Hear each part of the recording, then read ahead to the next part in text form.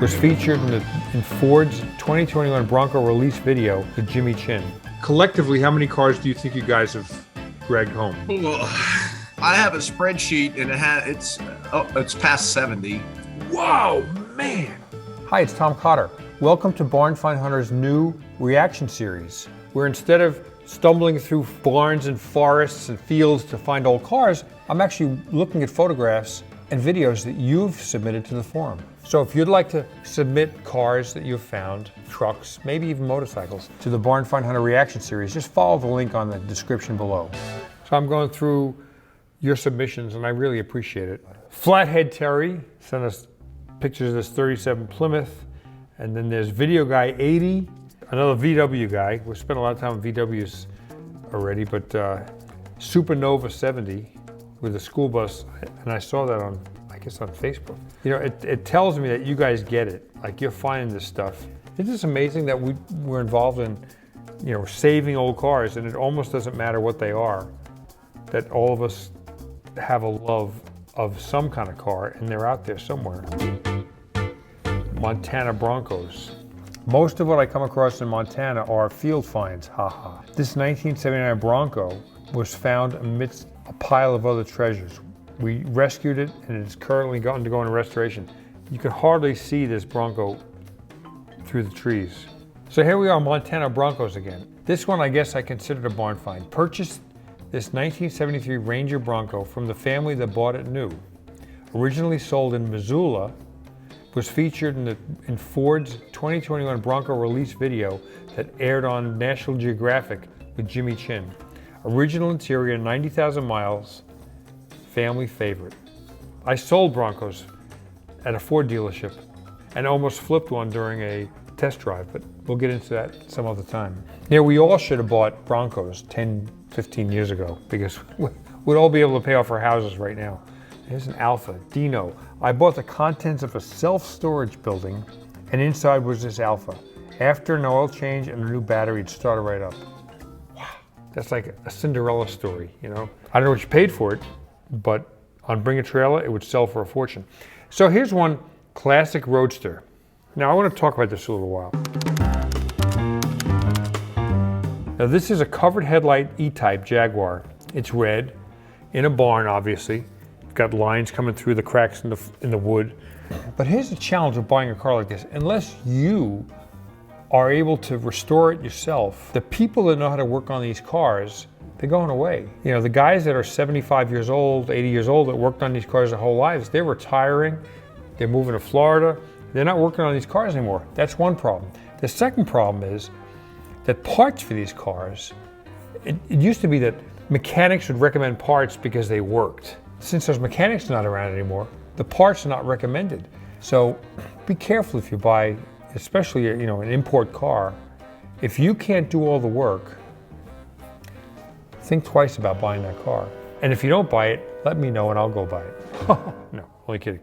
F100, Ragster. I'm trying to just something jump out at me differently. Here's a Jeep. Okay, so here's TAJ, a 1942 Ford GPW, which was, okay, Jeep made an Army Jeep, but Ford also made an Army Jeep. So here's a 1942 Ford GPW that was stashed in a friend's property in Santa Barbara, California. We restored it a few years ago and had a blast doing it. It was finished in time for a local Veterans Day parade a few years ago. We still have it and drive it whenever. I've got lots of pictures and videos in the process. So, you know, he found this car, basically, it was probably like a farm car or something like that. Took the body off the frame. So here's the frame, it's all painted olive drab, the engine block, the transmission, everything's olive drab. Eventually, okay, there's the body in red primer. And then here it is painted with numbers stenciled on the hood. The Ford Jeeps, I think, are exceptionally rare. Here's a note from GT 1979. And he talks about this junk car that he heard about. It was a 70s Corvette that had been sitting outside in the forest since 1999. So I take it since his name is GT 1979, it's probably a 1979 Corvette. Now Corvettes don't rust, as you know, they're fiberglass, but you know, the chassis can rust, the suspension can rust, and because this car had sunk down to its chassis, in the dirt, while the rust can come from the bottom up too. But it looks like it's got a big block, so I guess it's a 454. GT 1979 buffed this car out. I don't know if that's new paint or the original paint buffed out, but it came out nice and black. You know, keep this in mind when you're looking for old cars, that an old Corvette could be a really, really good, reliable car, because the drivetrain is exactly the same as every station wagon or pickup truck. I've always wanted to buy one of these cars and drive it from like Key West, Florida to Anchorage, Alaska or something, just to prove that you could buy one really cheap and make it a reliable car. WJP 6480. It's a 401 nailhead Buick with a Wildcat 445 carburetor. Nailhead means the valves were totally vertical, so most V8s had a canted, like a 45-degree-ish. These were cars that were like family muscle cars, 4 doors, but that you could take them out on Saturday night and street race these suckers. Pretty cool, but heavy. Here's one that got my attention, John Stone. After selling my TR3, I said I was going to bother with another British car, so I got suckered into 2 British cars. All right. Both were put in storage in the middle 70s, sat until 2019. The Mini Cooper has 28,000 miles, the Jag has 34,000. So the Mini Cooper looks like one I have in my own garage, like a Series 1 with the mustache grill in the front. Cute little rascal. Wonderful little cars. A Mini Cooper, don't think about the new Mini Coopers. Think about the original Mini Coopers.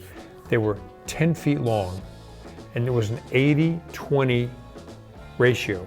80% of the body was for passenger space and 20% was for the powertrain. So you had pretty darn good legroom. It's got 28,000 miles, and then there's a Jag, beautiful, a Jaguar E-Type with 34,000 miles, and it's a coupe with covered headlights, so it's a Series 1 probably. Jag, I mean, I love E-Types. E-Type Roaches are beautiful, but to me the purest is the E-Type Coupe. It actually has the most pure lines, but it doesn't say any more than that, so I'm sorry. I wish I could tell you more, but I don't have any more, except I have one and I love the other. Here's one from Tomboy. My barn find is really a hangar find. I wrote about this in a book, that a plane sitting in a hangar with wings like this leaves room for cars underneath their wings. I found a 1959 Austin Ely 106 in a hangar at a local airport. I really wasn't looking for a car. They never are. Honey, I wasn't looking for it, it found me. But it seemed to need me.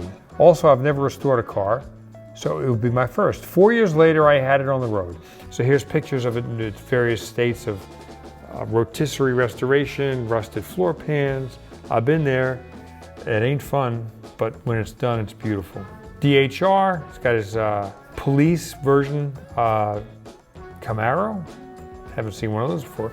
Found a 1997 B4C cop car. Put it back together. It was featured as a winner at the local car show. Good for you, man. So Longboard Luv. I'm looking at all the cars.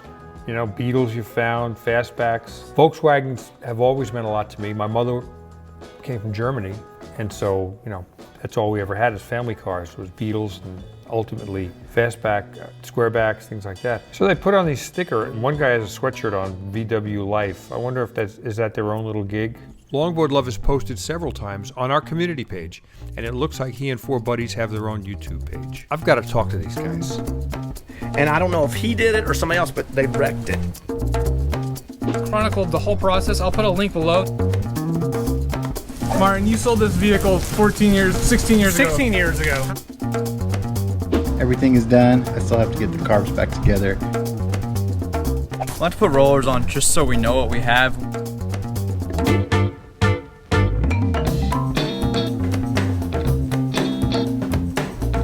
So I got Matt, Tommy, and then I got Gary, Martin, Jay Keg. And so if I could just go down, starting with Matt, introduce yourself and tell me just in a few moments what your VW passion is. Hey, my name's Matt Jackson, and I've been doing the VW thing for about 7 years now, and I've got a 11-window split window bus that I love driving around town and going camping with, and driving to New Mexico or Big Bend, Texas, or Dallas, Texas, and just going and having fun. Isn't that cool? What would be your ultimate VW find? Well, how about a Scirocco? No, I'm just joking. A good water-cooled car, yeah. I'd love to find a 21 window or a 23 window. I've got an 11 window bus now, And I'm kind of a one VW guy. You know, it's hard to keep a fleet running, as I've seen throughout my years. A lot of guys have big collections, and sometimes that's a good thing and a bad thing. But if I could have just one other one, it'd be a 21 or a 23 window. That'd be pretty cool to find. My name is Martin Lehman. Currently have 4 cars now. 2 buses, a Kia, and now a Project Beetle, which was my first Beetle from back after college. Just love the scene. All the guys that I hang out with, basically everybody from VW Life, is all fairly new friends from the past 10 years. And basically we're family now. It's a good scene to be in.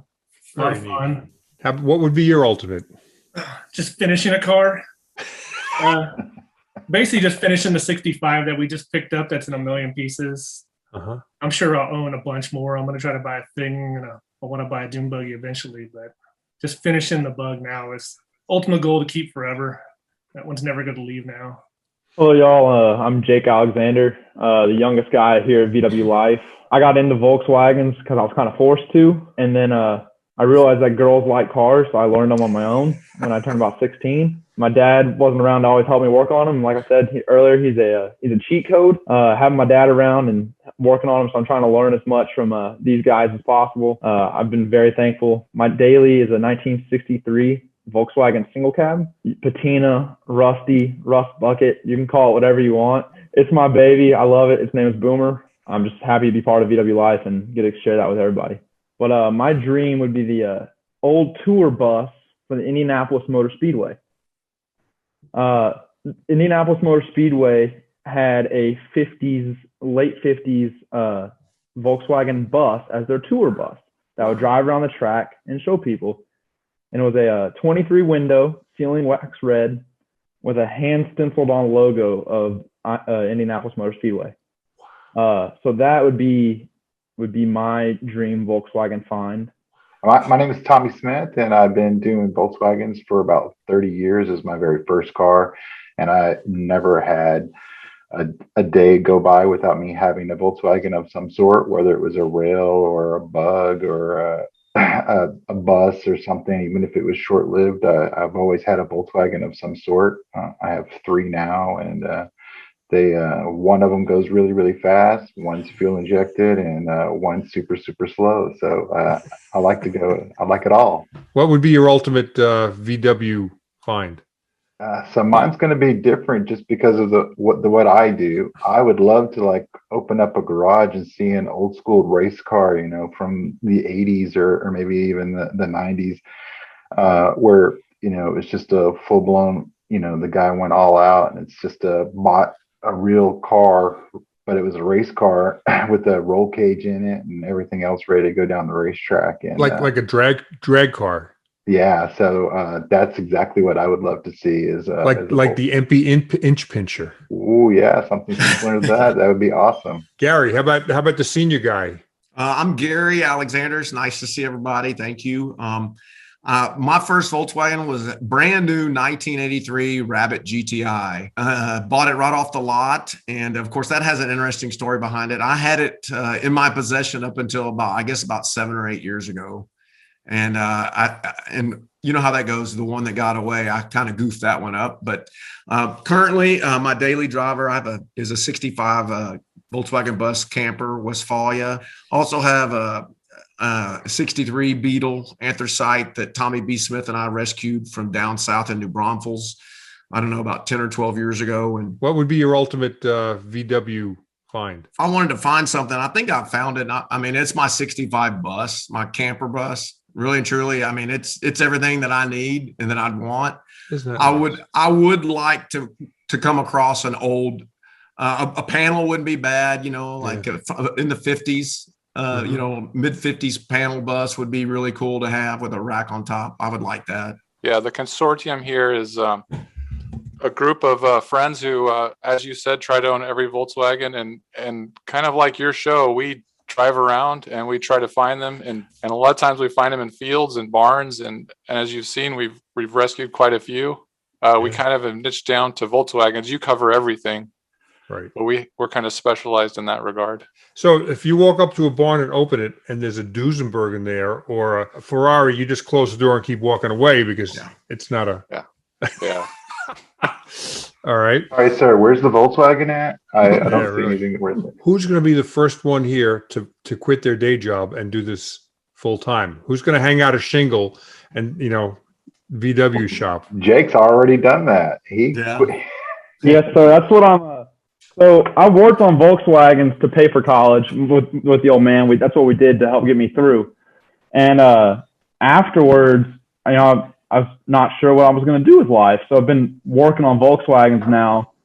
And that's kind of become like Martin says it, you work all the time, boy, but you don't have a job. And so that's been my life, as I've been working on Volkswagens and learning stuff and going that route. We met a couple of guys, young guys who were in college, and they both were just finishing their undergrad, and they were going to go to law school. And they decided, you know what? We just like dots and Z's too much. And they got out of college, and now they have the shop in North Georgia, and they're restoring and repairing, buying and selling just dots and Z cars. And they're starting to get customers. Like they told me they had a customer that shipped their car in from Texas to get restored.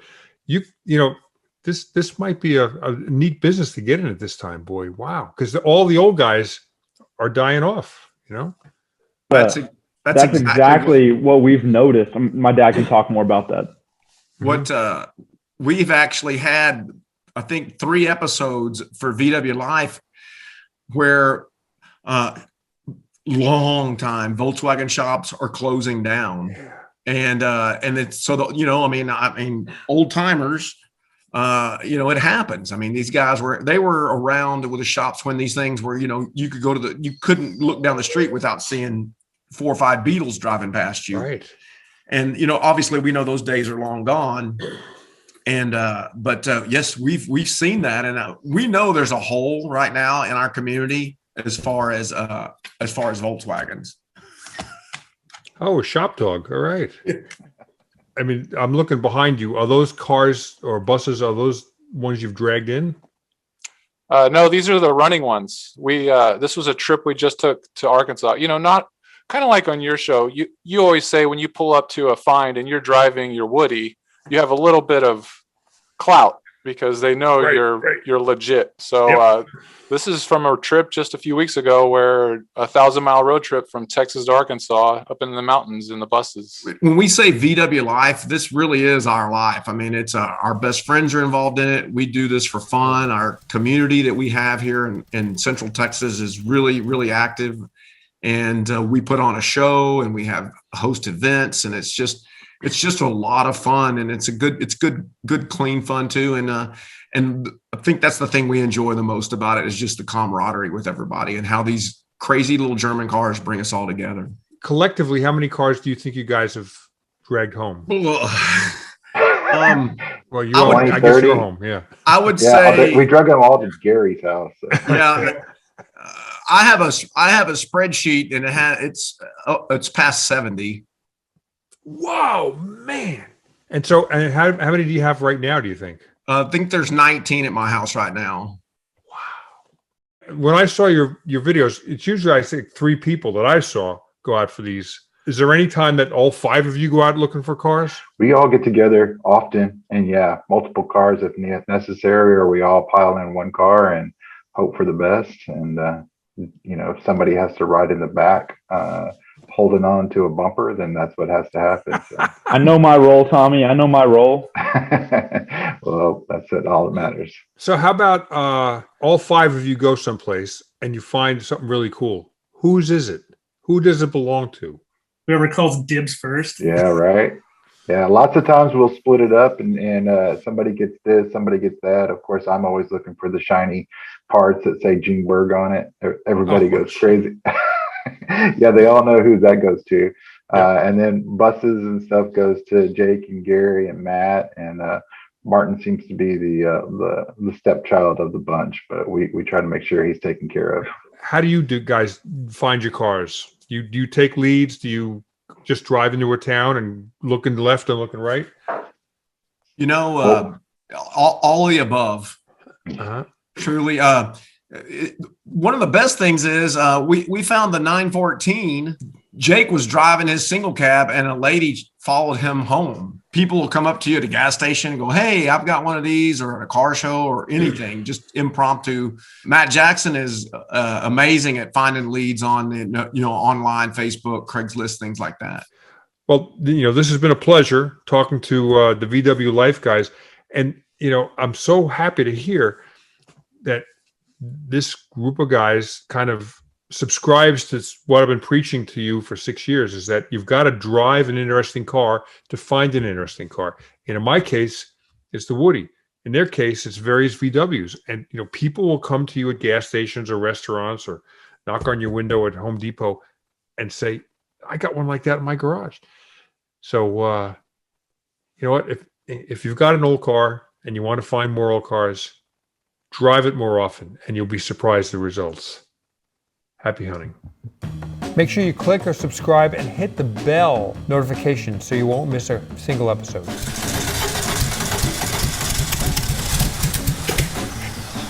Fuel last time.